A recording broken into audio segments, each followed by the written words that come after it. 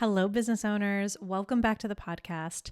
Today, we're going to be talking about a topic that I have been requested to talk about so often, which is financial compatibility inside of a relationship. So this is not just financial compatibility in terms of are you as a couple compatible to work together financially, but it's also, we're going to talk about how to build that compatibility, what compatibility even is, because ultimately what we want for you is for you and your partner to be able to talk about and work towards your money goals together as a team versus fighting about money every other minute. Now, this is a really important topic because money is the number 2 cited reason for divorce after infidelity. Money is one of those hot button topics that really can get couples in trouble.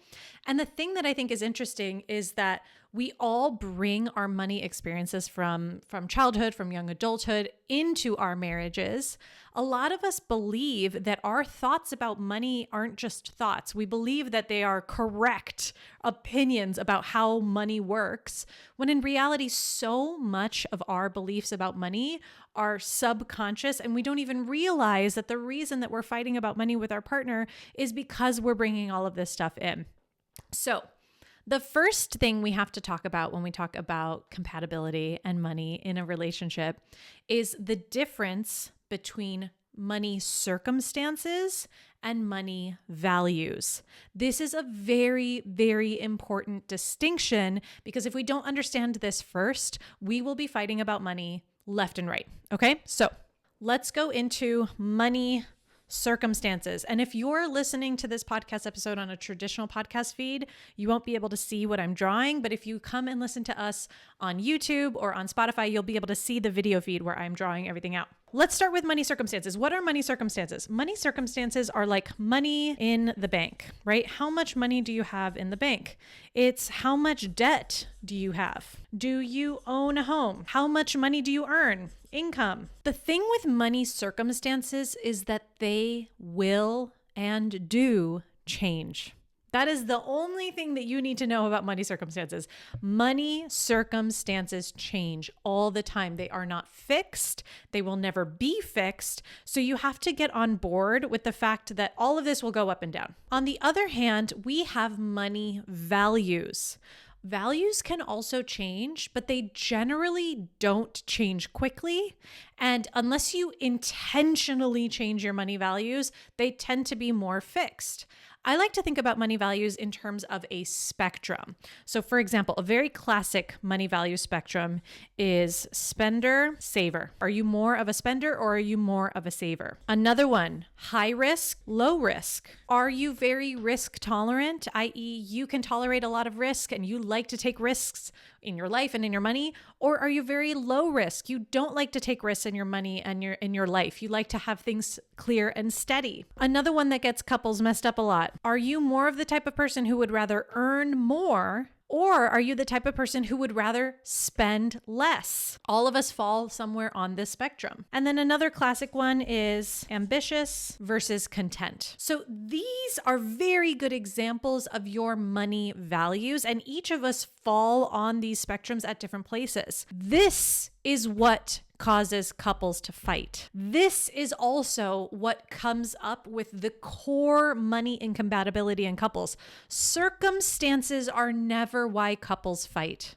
And I know that may sound like Gina, yes, they are. Yes, they are. But here's the thing. Our circumstances change so much and so often. Circumstances are rarely why we fight. We're typically fighting over our money values because our values is the lens through which we approach the circumstance. So for example, if I have a lot of debt and, I sit down with my husband and I'm like, honey, we have way too much debt. We need to tackle this. We might fight about why we got into the debt, but we're more likely to fight about our strategy to get out. I may say, honey, I'd rather earn more. And my husband might say, well, no, we need to spend less. I may say, I'm very risk tolerant. I'm okay going into debt in order to, do an opportunity or grow my business. My husband might say, no, I'm very risk adverse. I don't want you to go into any debt yet ever. This is why we fight. This is why we fight. This is just the content of the argument. Okay, so this is the very first thing you need to understand when it comes to financial compatibility in your relationship, because this is the make or break thing. And the first thing you need to know is that there are no right or wrong values ever.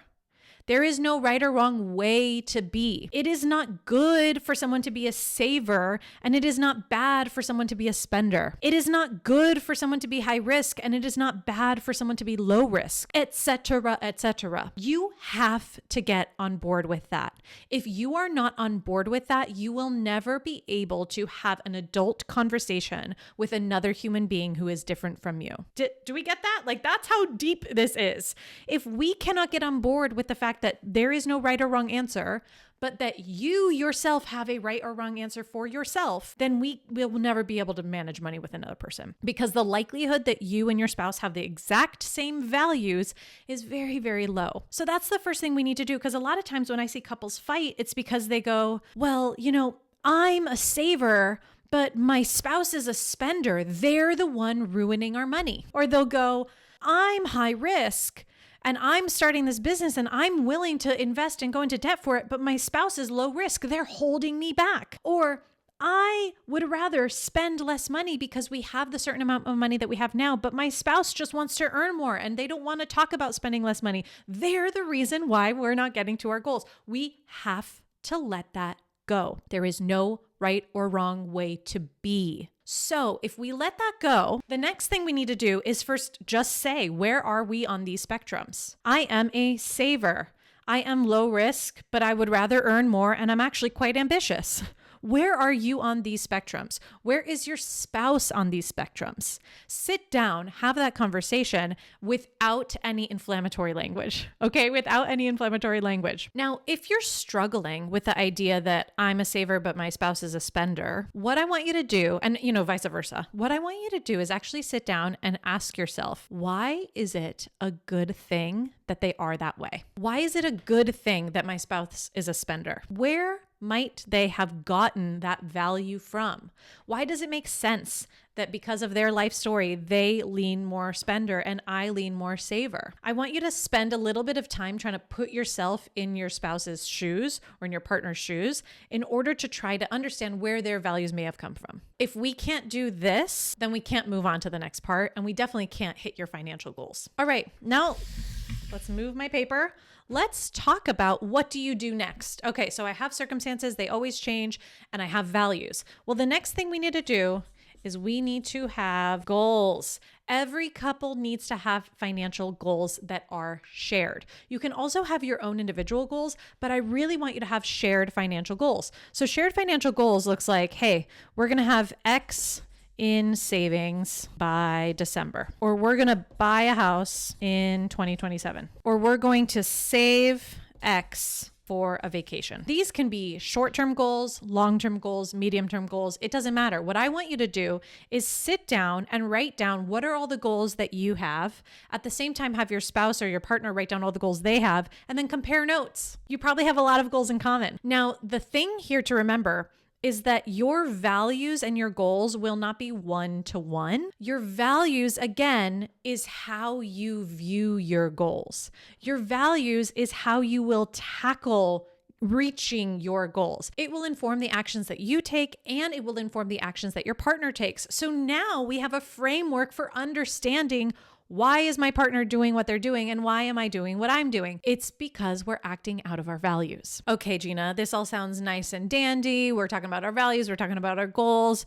But what if my values are different from my partner's? What do I do then? So I have a couple of things I want you to remember. Number one, I want you to go ahead and assume that your partner's values will never, ever change. I want you to assume that there's nothing you can do to change their values. Not because it's impossible to change your values, but because you should not go into a financial conversation. You should not even go into a partnership expecting that they're going to change how they view the world to accommodate your comfort. That's not how it works, okay? So I want you to assume that their values will never ever change, just like I want you to assume that your values will probably probably not ever change either. Number 2, I want you to decide on your own, what is a deal breaker for you, if anything? Is it an absolute deal breaker if you're very ambitious, but they're just content? Is it an absolute deal breaker that you're a saver by nature, but they're a spender? I want you to decide what exactly are the deal breakers when it comes to finances for you. What you can then do is create a system that allows you to both express your values without hindering one another. So if your values completely align,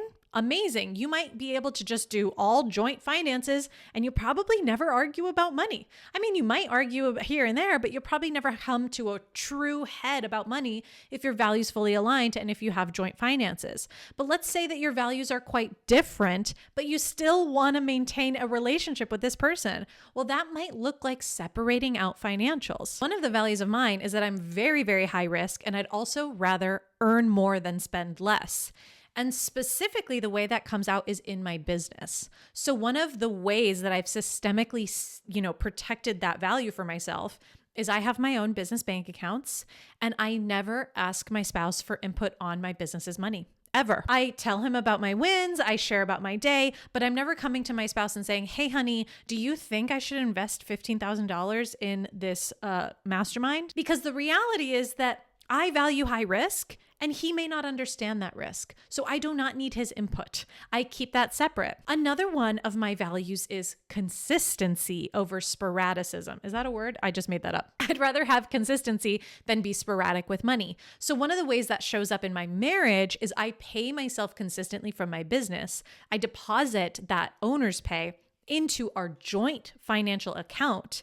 My spouse also really values that consistency. So I'm able to show up to our marriage financially in a way that's in accordance with my values because I'm paying myself consistently into that account, even though on my business bank account side, it's high risk and it's high volatility. So think about what system matches your needs. Do you guys want to have all joint accounts? Do you want to have all separate accounts? Or do you want to have a hybrid approach? The fourth thing you can do if your values differ is to really come back as a couple and root yourself into your financial goals, your shared goals, because those remind you that, hey, you guys are on the same team. You guys are working towards the same thing. You may differ in how you exactly approach reaching it. You may disagree on a strategy here or there, but if you can come back and say, hey, honey, I know that one of our goals is to pay off debt this year, and I know that my desired approach would be to earn more money, but I know that your desired approach would be to spend less. So let's come up with a plan to either, do one of our strategies or do both. What that can look like is saying, hey, my preferred strategy is to earn more money, but feel free to do the budget and help us spend less while I work on earning more, right? When we root back into our shared goal, it's not your actions suck and my actions are right. It's we're both trying to hit the same thing. We just have slightly different approaches. And then, of course, I feel like I'm going to hit this like a dead horse, but it's so important.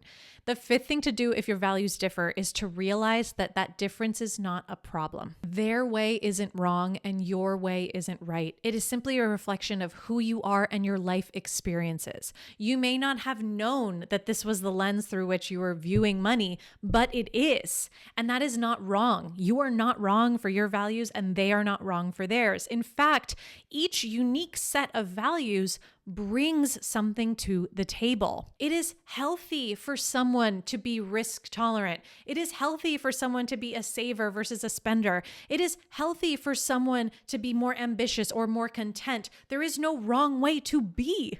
There is simply acceptance of who we are and then figuring out how we can reach our goals anyways. Now, before we end this episode, I really wanted to spend a little bit of time talking about the difference between accepting your partner for who they are, accepting their values and working towards goals together, and financial abuse, because there is a difference and we need to talk about it. This is what financial abuse can look like. The first one, a partner taking away control over money. This can look like a partner taking over the budget, a partner locking you out of accounts so that you cannot see what is in the account, a partner putting you on a strict budget where you're only allowed to spend a certain amount of money, or a partner not allowing you to have your own money at all. The next, a partner restricting freedom. This can look like a partner not allowing you to work or make your own money, or a partner coming in and sabotaging you at work so you can get fired, so you do not get a promotion, so you do not get a raise. And the third is a partner sabotaging your joint goals. This can look like a partner constantly overspending so that you never hit your financial goals without any remorse. This can look like a partner consciously putting you into debt or putting you at risk of bankruptcy. Or this can look like a partner refusing to work or make an income. If you are experiencing any of these forms of financial abuse, I will have some resources in the show notes down in the comments, and I really recommend that you take a look at those resources because, like I said, I want to be clear. There is a very big difference between working with your partner and how they are to reach goals together versus excusing financial abuse that is happening to you. All right. I hope you enjoyed this episode. I'll see you guys in the next one. Take it easy.